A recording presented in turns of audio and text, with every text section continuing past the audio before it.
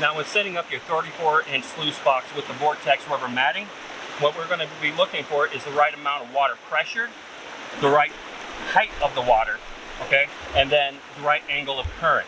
One thing to consider when you're starting to set up your sluice box is the slope to get the right water current. So generally you want a 2-inch drop, 1 to 2 inch drop for every foot of sluice you're running. So right now what we have is an even flow of water through the center of the sluice box. That's going to maximize the width of the matting that you're using. To get the right amount of water pressure, you're going to have to build little rock dams to channel more water in if the river's not moving fast enough for you. All right. What you want is the current to ripple to break the water tension so that gold does not float across the top of the water and sinks. And you'll know you have the right water pressure when you see this V vortex form in the feeding hopper, and then you'll see the material dance in the mat.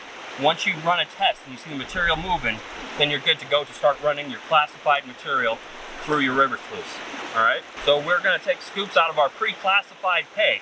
This is classified down to 8 mesh, and we're going to just gently feed that in there. Or you can just pile it into the hopper and let the current do the rest.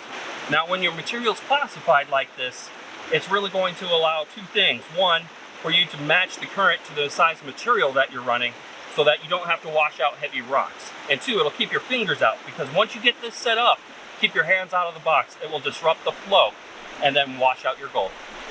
So after you've run a sufficient amount of material through your sluice box and you're ready to do a recovery, it is essential that you do it properly so you don't blow out all your gold.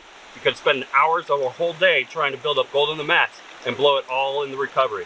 So what we're going to do is take our 5-gallon bucket and we're going to slide it under the sluice. Pick it up straight and then turn it. All the material was captured, nothing was blown out. We are going to use our handy gold pan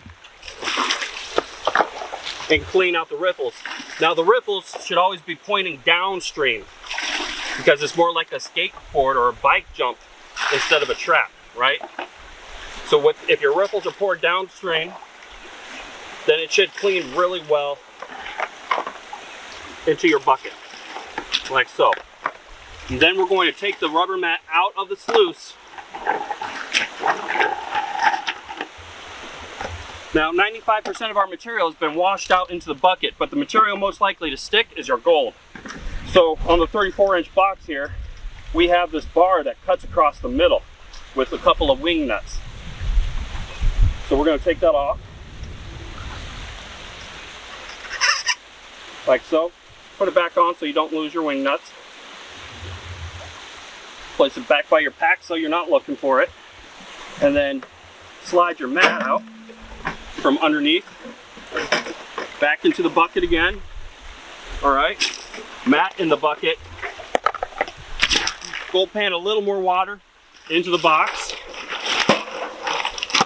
just to make sure you get the rest of that material that slid underneath the mat. Remove the sluice, and then you're going to clean your mats. Bend the middle of the mat down, and now you're just like you're doing laundry in the 1800s. Alright, and when you pull your mats out, give it a good inspection. But just like that, we're nice and clean. And that's how you recover your sluice box.